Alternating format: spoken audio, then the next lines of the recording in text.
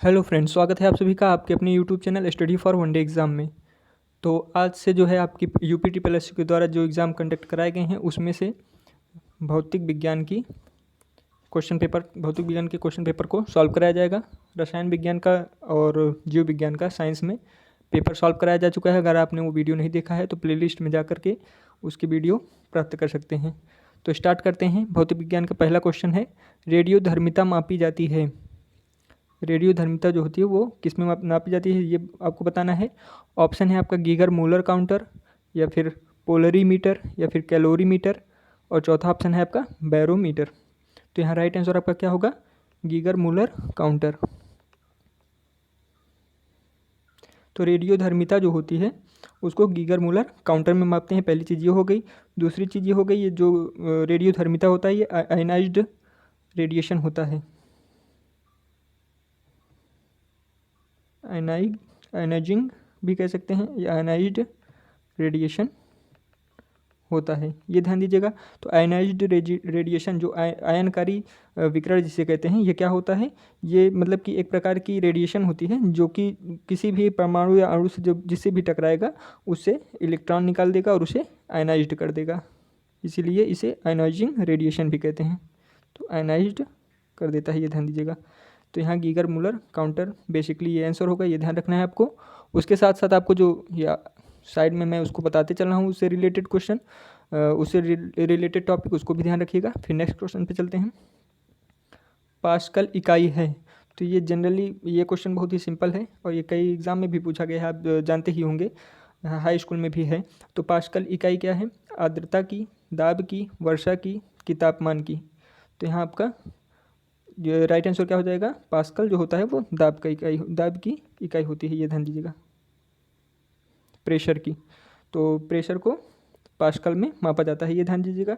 और दाब क्या होता है? अगर ये आप इसकी परिभाषा अगर आप लोग जो है हाई स्कूल में पढ़े ही होंगे कि किसी सतह के एकांक क्षेत्रफल पर, एकांक क्षेत्रफल मतलब अगर जैसे 1 मीटर आप लंबाई चौड़ाई सब ले रहे हैं तो एकांक क्षेत्रफल पर चारों जहाँ 1 मीटर ले लीजिए आप, ये एकांक क्षेत्रफल हो गया। इस पर जितना दाब लग रहा है, जितना प्रेशर लग रहा है इतने क्षेत्रफल पर, तो उसे दाब कहते हैं। इसको एमकेएस पद्धति में इसके जो है एमकेएस पद्धति में इसका मात्रक क्या होता है ये आप ये भी याद रख लीजिए, पूछ लेता है कभी कभी। तो न्यूटन प्रति वर्ग मीटर ये होता है, ये ध्यान रखिएगा, न्यूटन प्रति वर्ग मीटर। फिर नेक्स्ट क्वेश्चन पे चलते हैं। 1 वोल्ट कितने के बराबर होता है? 1 वोल्ट कितने के बराबर होता है ये आपको बताना है। ऑप्शन है आपका 1 जूल, 1 जूल प्रति कूलाम, 1 न्यूटन प्रति कूलाम, या फिर 1 जूल प्रति न्यूटन। यहाँ राइट आंसर आपका हो जाएगा 1 जूल प्रति कूलाम। तो ये सब सारे जो है क्वेश्चन जो हैं बहुत ही सिंपल हैं, जो भी यूपी ट्रिपल एस के द्वारा पूछे गए हैं। अगर आप लोग जो है हाई स्कूल इंटर बेसिकली बहुत अच्छे से अगर पढ़ के किए हैं, सेल्फ स्टडी ही किए हैं अगर, तो ये सारे क्वेश्चन आप खुद ही लगा लेंगे। तो देख लीजिए किस टाइप का क्वेश्चन पूछा जाता है। तो लेकिन अब जो ये 2016 में जैसे ये क्वेश्चन पूछा गया है, ये सारे क्वेश्चन 2015-16 में आए हैं। तो ये जो है अब अगर 2020 में एग्ज़ाम होता है या 2021 में होता है तो लेवल इससे हाई ही रहेगा, ये ध्यान रखिएगा। तो 1 जूल प्रति कूलाम 1 वोल्ट के बराबर होता है, ये ध्यान दीजिएगा। तो जूल, इसको अगर मैं आपको जो है रिलेट करके बता दूंगा तो हो सकता है कि आप लोग को याद रहेगा। इसमें यह ध्यान दीजिएगा कि 1 कूलाम आवेश, आवेश की मात्रा क्या होता है? कूलाम। तो 1 कूलाम आवेश जो होता है उसको चालक में एक बिंदु से दूसरे बिंदु तक ले जाने के लिए जितना कार्य किया जाता है वो जूल हो गया। तो 1 जूल, और किसको ले जाया जा रहा है? 1 कूलाम को। तो 1 जूल और 1 कूलाम को, तो 1 जूल बटे कूलाम बराबर वोल्ट होता है। तो वोल्ट बराबर जूल प्रति कूलाम, जूल प्रति कूलाम। फिर नेक्स्ट क्वेश्चन पे चलते हैं। 1 हार्स पावर बराबर होता है। तो अश्वशक्ति भी कहीं कहीं लिखा रहता है, ये भी ध्यान दीजिएगा। 1 हार्स पावर किसके बराबर होता है? ऑप्शन दिया है आपका 750 वाट, 800 वाट, 700 वाट, या 746 वाट। तो ये भी एकदम सिंपल क्वेश्चन है, इसका आंसर हो जाएगा 746 वाट। 1 हार्स पावर 746 वाट के बराबर होता है, ये ध्यान दीजिएगा आप। फिर नेक्स्ट क्वेश्चन पे चलते हैं। पराध्वनिक गति का मापन किस इकाई से होता है? तो पराध्वनिक का मतलब सुपरसोनिक स्पीड, पराध्वनिक गति सुपरसोनिक स्पीड, ये ध्यान दीजिएगा, ये हिंदी में इसकी इंग्लिश भी ध्यान दीजिएगा, सुपरसोनिक स्पीड। इसका मापन किस इकाई से होता है? तो यहाँ आपको बताना है। ऑप्शन है आपका हर्ट्ज, मैक, या फिर नॉट, या फिर रिक्टर। तो यहाँ राइट आंसर आपका हो जाएगा मैक। जो सुपरसोनिक स्पीड होती है, एसएस, सुपरसोनिक स्पीड जो होती है उसको मैक में मापा जाता है। तो मैक क्या होता है? तो किसी जैसे ध्वनि की चाल, जैसे मान लीजिए वायु में है, वायु में किसी वस्तु की चाल जो है, वायु में ध्वनि की चाल है, वायु में ध्वनि की चाल है। देखिए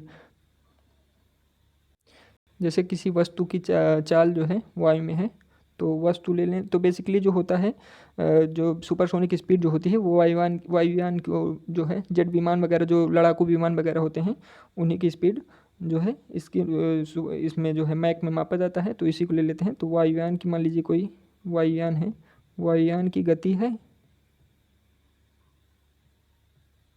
अपॉन वायुयान की गति जब ध्वनि की चाल से करेंगे, ध्वनि तुलना जो है ध्वनि की चाल से करेंगे, तो उसी को मैं कहते हैं। जैसे मान लीजिए आप वायुयान, कोई जेट एरोप्लेन है, जेट प्लेन है, उसकी गति मान लीजिए अगर 332 मीटर पर सेकंड है, 332 मीटर पर सेकंड है, और ध्वनि की चाल वायु में 332 मीटर पर सेकंड है, ये दोनों है, तो 332 से 332 कट जाएगा तो 1 मैक आ जाएगा। ये ध्यान दीजिएगा, 1 मैक आ जाएगा। अगर मान लीजिए वायुयान उसी जेट विमान की गति जो है 332 की जगह 664 हो जाती है, तो यहाँ 664 हो जाएगा, तो 332 से जब काटेंगे तो 2 हो जाएगा, तो 2 मैक हो जाएगा। तो इसी टाइप से आप ये ध्यान रखिएगा कि सुपरसोनिक स्पीड निकाला जाता है, मैक संख्या निकाली जाती है, इसको मैक संख्या भी बोलते हैं, तो मैक में मापा जाता है, ये ध्यान दीजिएगा। फिर नेक्स्ट क्वेश्चन पे चलते हैं। वह कौन सी भौतिक मात्रा है जिसका आयाम ml2 T-2 होता है? तो ये ध्यान दीजिएगा, ये पावर नहीं है, इसको ml2 T-2 ऐसे ही पढ़ा जाता है। इसमें आपको बताना है कि कौन सी भौतिक मात्रा है जिसका आयाम जो है ml2 T-2 होता है। ऑप्शन है आपका किया गया कार्य, संवेग, दबाव, या फिर बल। तो यहाँ राइट आंसर आपका हो जाएगा किया गया कार्य। वर्क का आयाम क्या होता है? ml2 T-2, ये ध्यान दीजिएगा। तो इसके बाद नेक्स्ट क्वेश्चन चलते हैं। सागर की गहराई को मापने के लिए कौन सा उपकरण इस्तेमाल किया जाता है? ऑप्शन है आपका फेदोमीटर, यूडियोमीटर, बैरोमीटर, या फिर पेरिस्कोप। तो जो सागर की गहराई को मापा जाता है वो फेदोमीटर से मापा जाता है, ये ध्यान दीजिएगा, फेदोमीटर से मापा जाता है। ये फैक्चुअल क्वेश्चन है, इसको ध्यान रखिएगा। फिर नेक्स्ट क्वेश्चन पे चलते हैं। बार किसकी इकाई है? तो इसका तो जवाब आपको जो है पिछले ही क्वेश्चन में इलिबरेट कर दिए हैं, जो पहले सॉल्व कराए हैं। बार आपको ऑप्शन है ताप, तापक्रम, बिजली, या फिर वायुमंडलीय दबाव। तो जो वायुमंडलीय दबाव होता है, प्रेशर होता है, उसी की इकाई होती है बार, वायुमंडलीय दबाव। नेक्स्ट क्वेश्चन पे चलते हैं। निम्नलिखित में से कौन सी भौतिक राशि अन्य से भिन्न है? बताना है आपको कौन सी भौतिक राशि अन्य 3 से मतलब वो भिन्न है। ऑप्शन है आपका कार्य, गतिज ऊर्जा, बल, या फिर स्थितिज ऊर्जा। तो यहाँ पर बल जो है वह अन्य से भिन्न है, ये ध्यान दीजिएगा। तो यहाँ आपका हो जाएगा बल जो है आपका अन्य से भिन्न है। भिन्न क्यों है?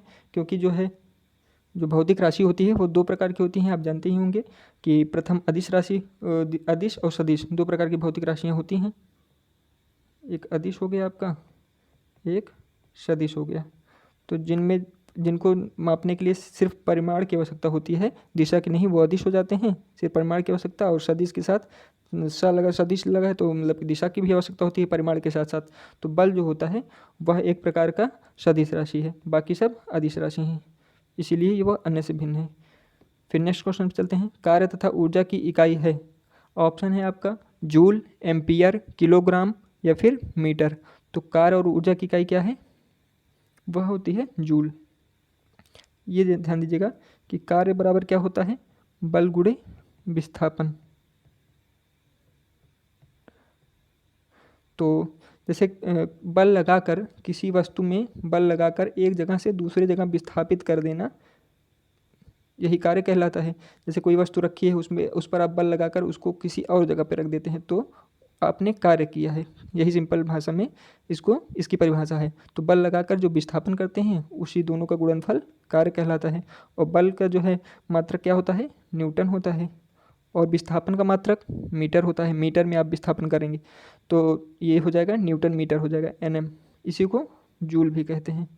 तो यहाँ आपका न्यूटन मीटर भी दिया होता तो जूल की जगह तो वो भी सही हो जाता, तो यहाँ पे जूल होगा। फिर नेक्स्ट क्वेश्चन पे चलते हैं।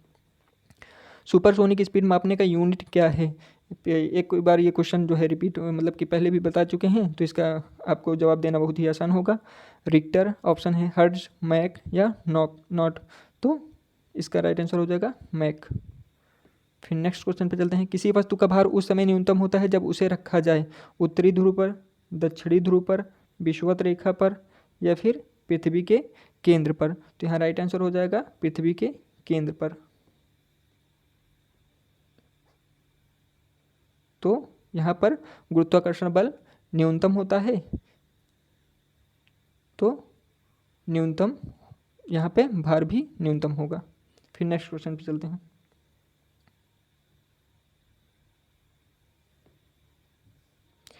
यदि यम द्रव्यमान का एक प्रोटॉन प्रकाश के वेग के साथ गति कर रहा है तो इसका द्रव्यमान होगा, ऑप्शन है आपका अपरिवर्तित रहेगा कि अधिक परंतु सीमित, असीमित या फिर शून्य रहेगा। तो यहाँ पर राइट आंसर क्या हो जाएगा, अपरिवर्तित। क्योंकि यहाँ पूछ क्या रहा है, पहले ये ध्यान दीजिए। यदि एम द्रव्यमान का एक प्रोटॉन प्रकाश के वेग के साथ गति कर रहा है, तो प्रकाश के वेग के साथ कोई गति अगर कोई भी किसी भी द्रव्यमान की जो है वस्तु है वो प्रकाश के वेग के साथ गति कर रहा है तो उसका द्रव्यमान जो हो जाएगा वह अपरिवर्तित रहेगा, बदलेगा नहीं। फिर नेक्स्ट क्वेश्चन पे चलते हैं। डायनेमो ऊर्जा परिवर्तित करता, डायनेमो जो होता है यहाँ बेसिकली कॉमन लगेगा, ये ध्यान दीजिएगा। डायनेमो ऊर्जा को परिवर्तित करता है या ऊर्जा परिवर्तित करता है वैद्युत को यांत्रिक में या चुंबकीय को वैद्युत में या फिर यांत्रिक को वैद्युत में या फिर उपर्युक्त में से कोई नहीं। तो जो डायनेमो होता है वह यांत्रिक को वैद्युत में चेंज करता है। डायनेमो को सिंपल लैंग्वेज में क्या कहते हैं, ये डायनेमो जो होता है उसी को जनरली हम लोग क्या कहते हैं, जनरेटर। चाहे आप जनरेटर कहिए या डायनेमो।